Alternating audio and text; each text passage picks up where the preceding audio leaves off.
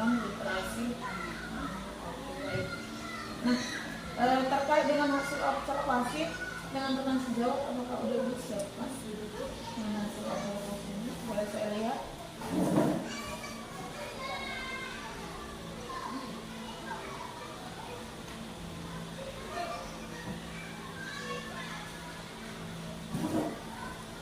Berarti Ibu udah mengadakan observasi dengan teman sejauh ya? Ini boleh dilihat apanya? Videonya boleh saya lihat?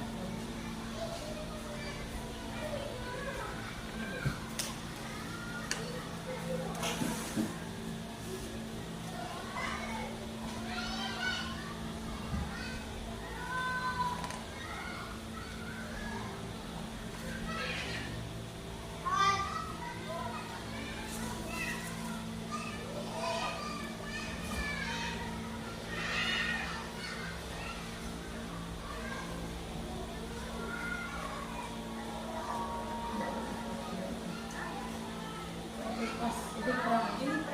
pas observasinya.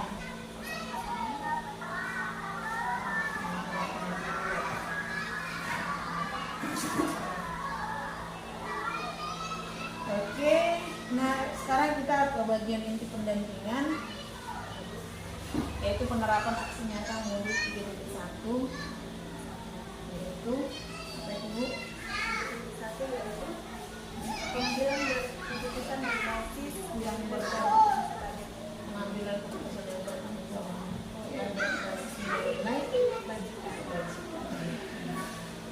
Nah, oke Bu, kita akan mengadakan refleksi, berarti mengingat kembali ya apa yang terjadi juga, apa yang ingin dikembangkan.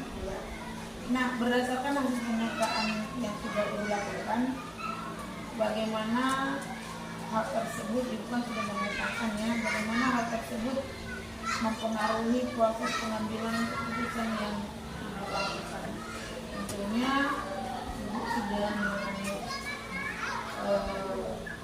mungkin beberapa kasus yang apakah itu dilema etika, apakah itu digital moral, ya, nah Ibu tentunya sudah memetakan opsi dilema ya. Nah,